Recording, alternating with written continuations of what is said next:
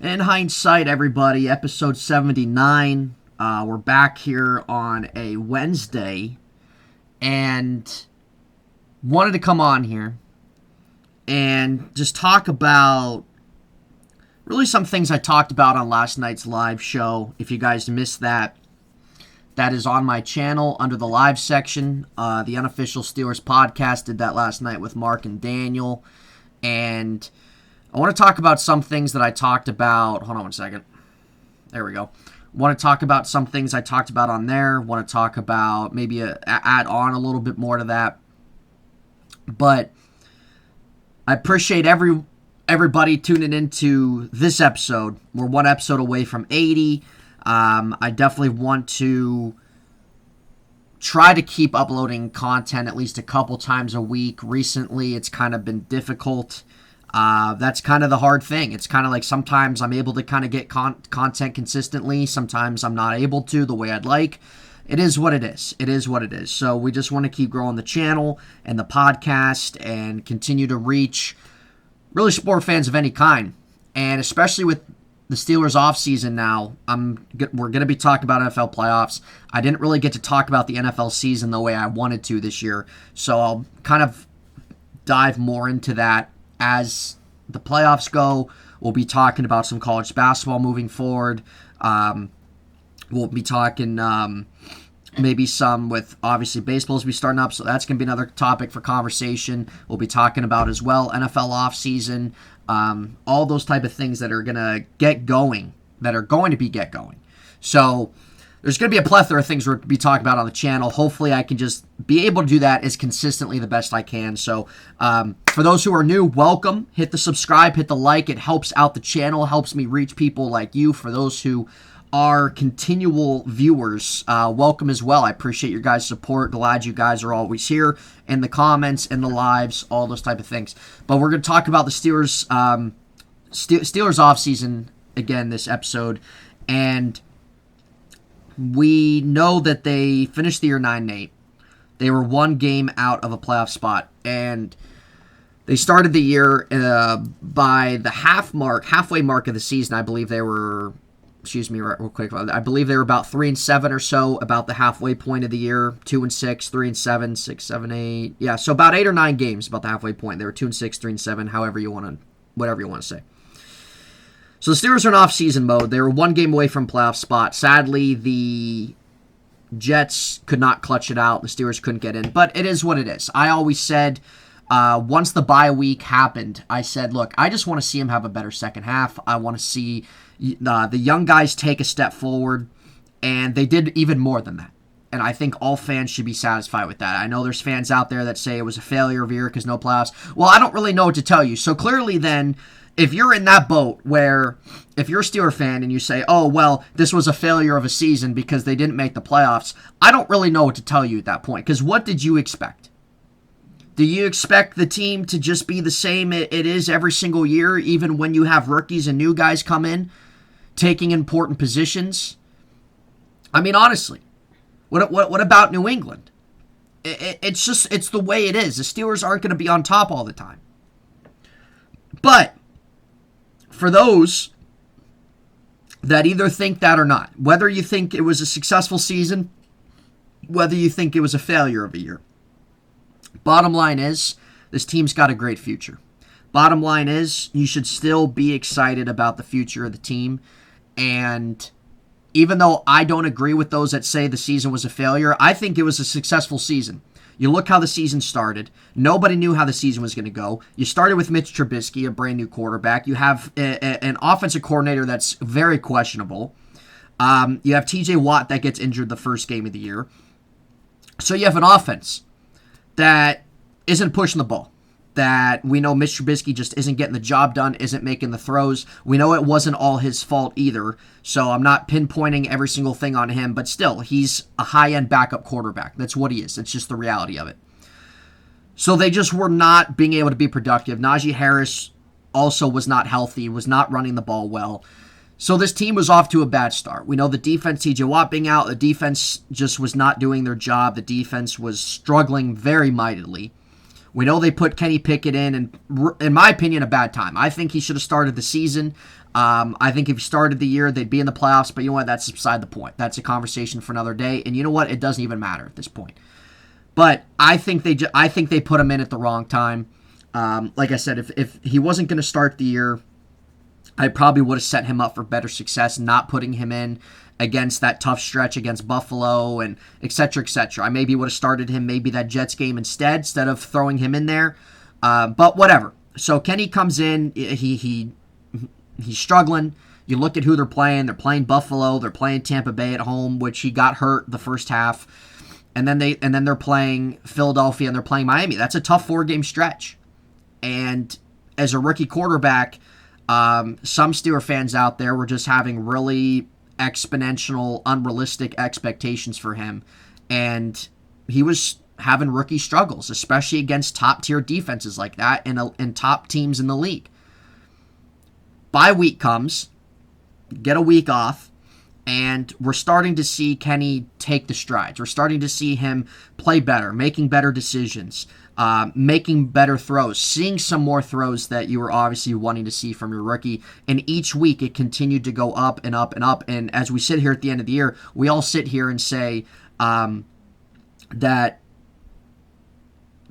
there's a lot of confidence in him going forward. There's a lot of optimism and excitement about him going forward and about him leading the future of the organization. And that's why I said, like, you had to give it time. You had to give it time. You looked at the schedule he was playing. You looked at the defenses he was playing.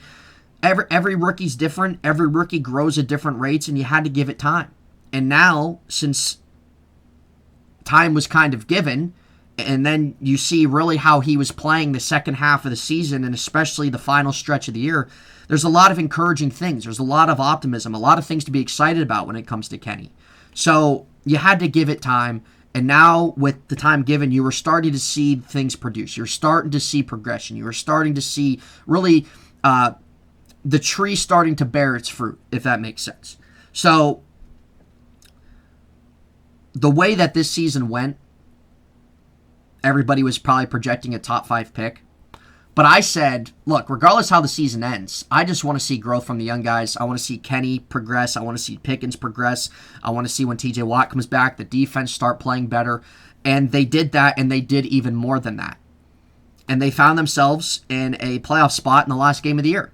Or not a playoff spot, but fighting for a playoff spot last game of the year, which is pretty remarkable. And it's really a testament to this team. It's a testament, again, to just the organization, to Mike Tomlin. And you have to give credit there. So if you're a Steeler fan that thinks this season was a failure, I completely disagree with you. This was a season of uncertainty. It was a season that could have went one of two ways. It was kind of going the wrong way, and then things got better. You could not have had unrealistic expectations.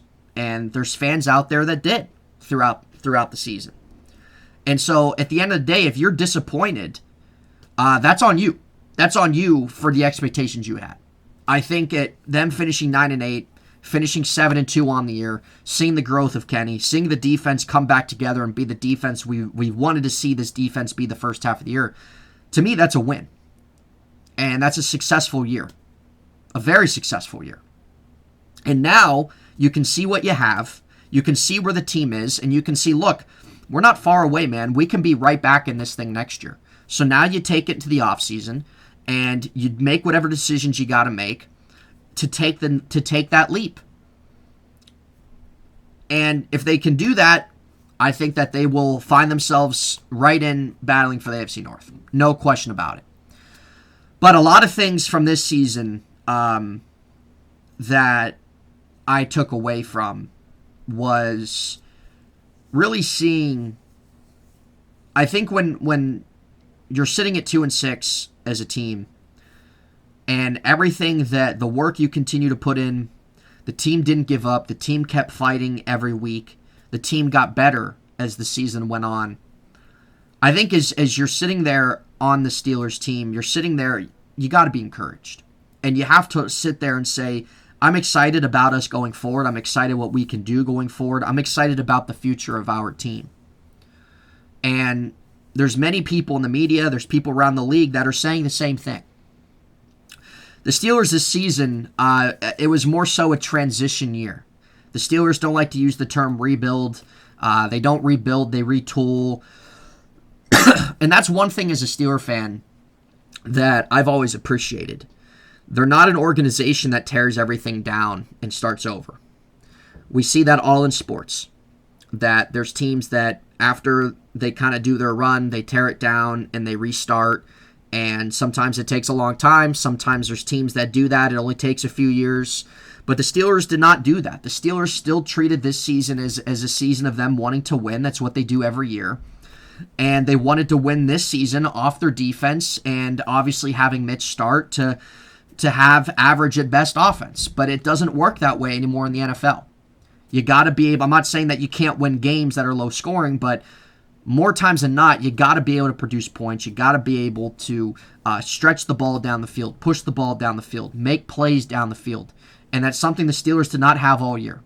They were, I believe, dead last in yards after the catch. They were dead last in terms of passes down the field, how many yards down the field, where, whatever. It just was not there. And I don't know if some of that's playbook. I don't know if some of that is just the guys just weren't getting there. I don't know if it's a mixture of both. I don't know. But I think in the second half of the season, we started to see a little bit of that. But we need to see more of that. And we know the Steelers' red zone problems were evident all season long. That's something that they're really going to have to zone in on this offseason.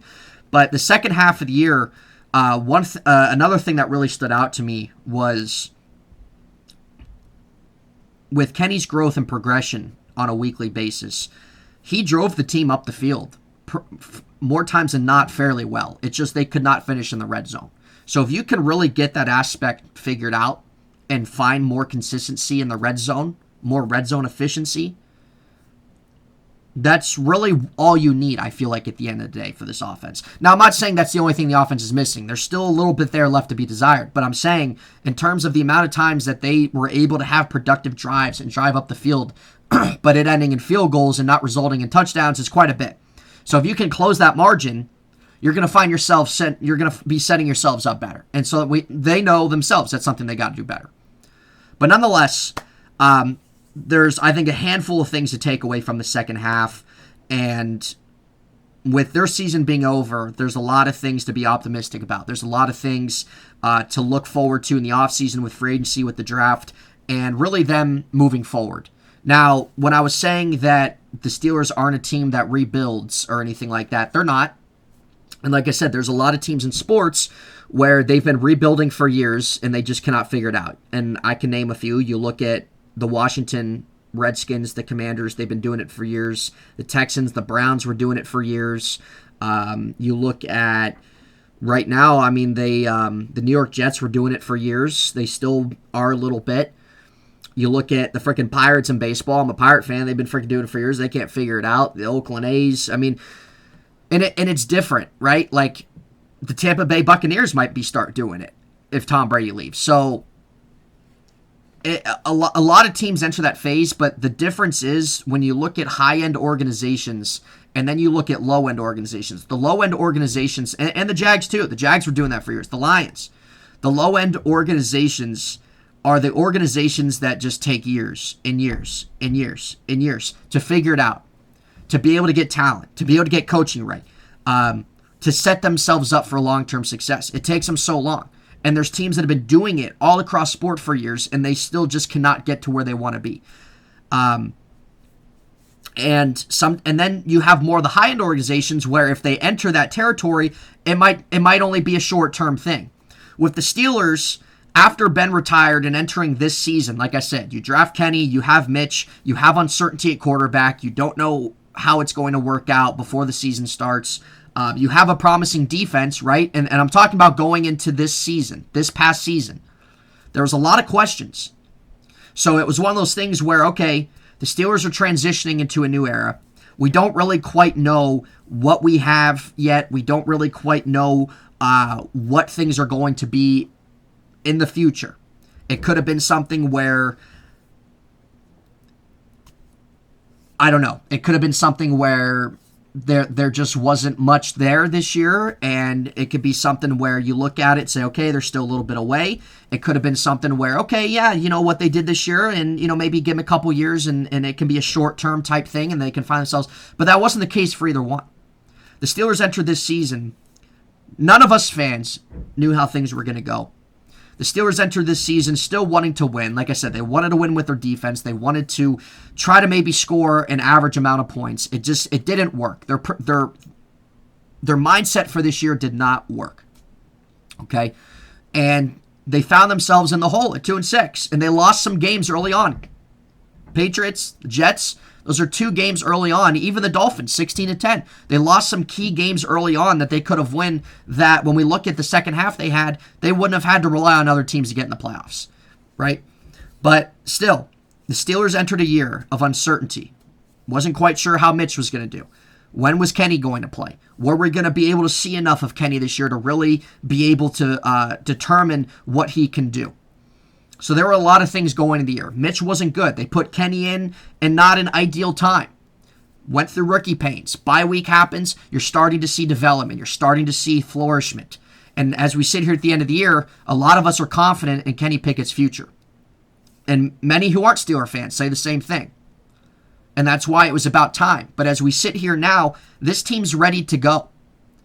So, like I said, it could have been a thing where after Ben, like I said, we didn't really quite know what was going to happen. Could have been a little short-term thing, maybe, a couple years to get things on track or get to where you want to be. Maybe, we didn't know if it was going to take any longer than that. But it didn't even take that. It didn't even take a full year for the Steelers, quote-unquote, rebuild. The Steelers are ready to win right now.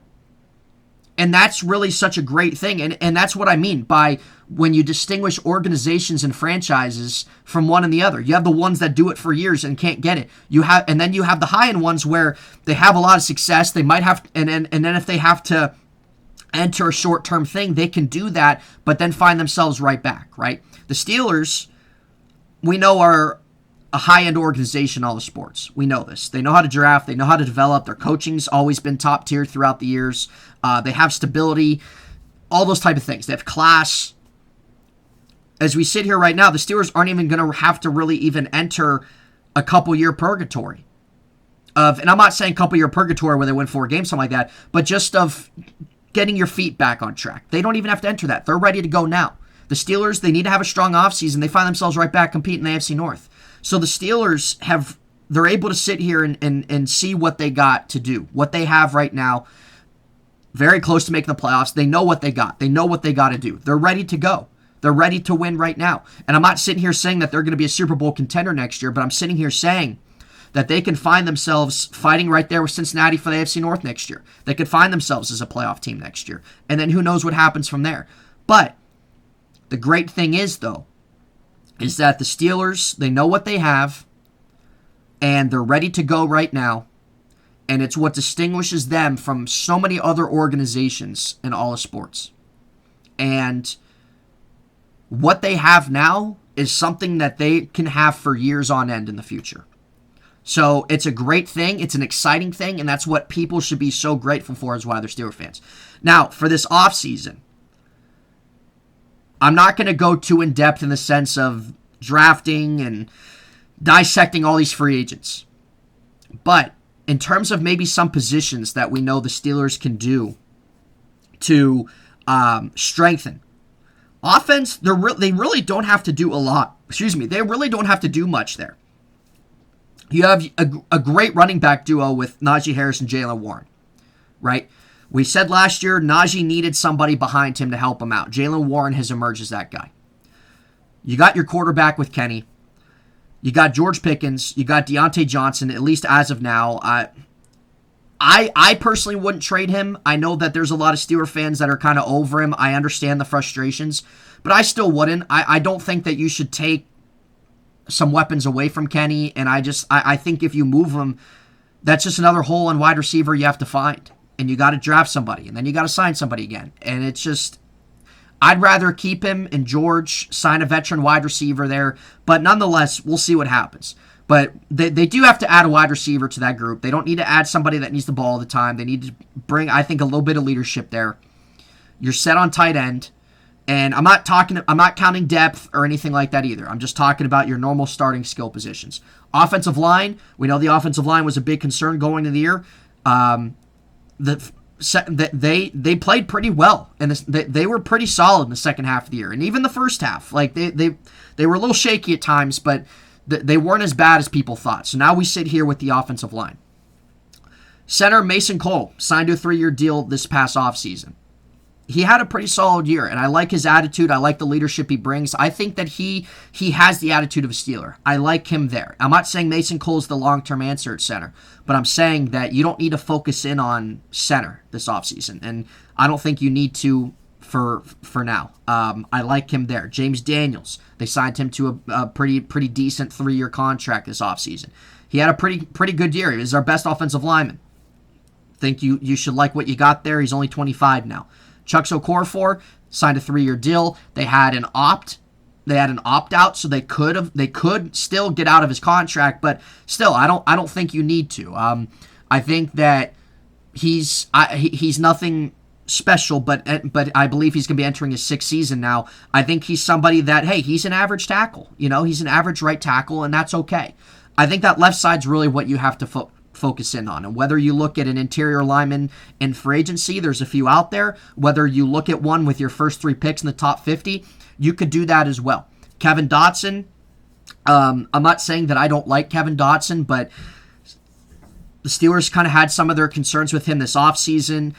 He wasn't really that good. The first half of the year, I think he got a little bit better. As the second half went on, he still commits a handful of penalties. I still think that he personally stalls drives, and I think that he's maybe arguably the weakest link on that offensive line. So I think that you could replace him. I'm not saying that you cut him or release him or anything, but I think that you could bring somebody in that's stronger at that position.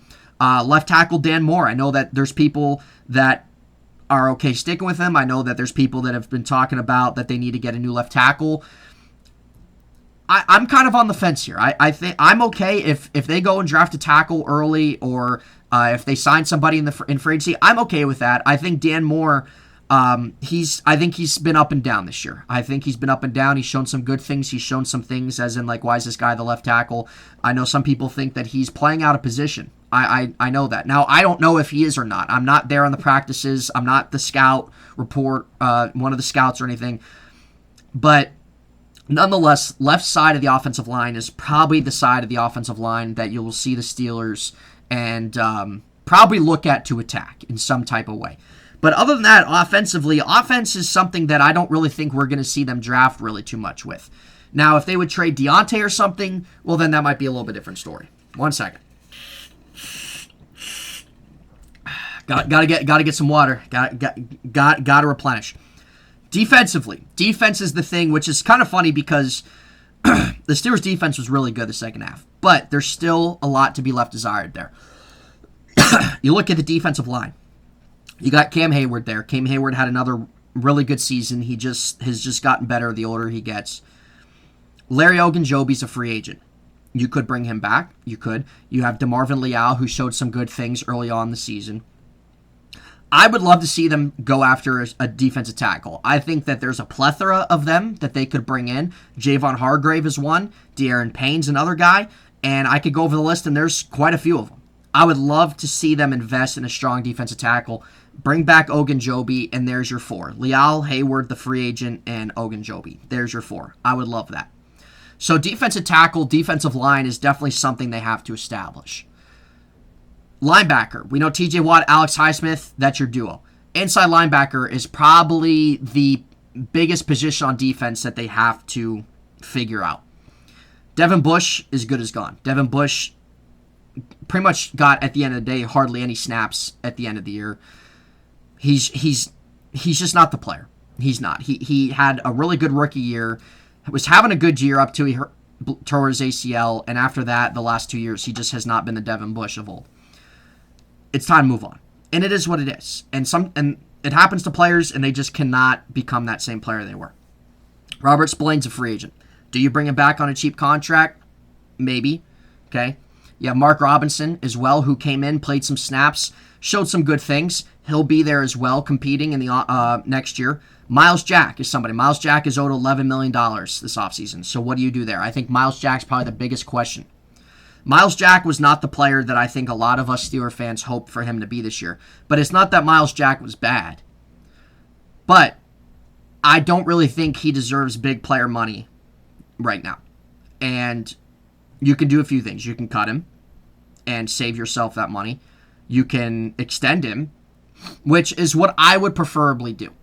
Because if you cut Miles Jack, you have two holes at inside linebacker, and that's kind of hard to fill in one offseason. I would extend Miles Jack another year or two, whatever you can do to space out his deal. And there's a couple inside linebackers for agency. The big guy that a lot of Steelers fans want is Tremaine Edmonds. I think it's possible. Terrell Edmonds has already mentioned it and talked about it. It's definitely possible. And I think the Steelers will do their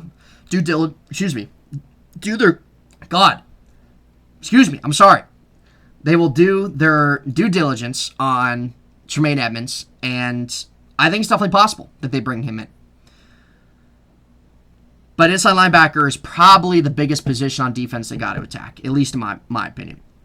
We look at the secondary, Minkah Fitzpatrick back there. Terrell Edmonds is a free agent. I would imagine that the Steelers have strong interest to re-sign him.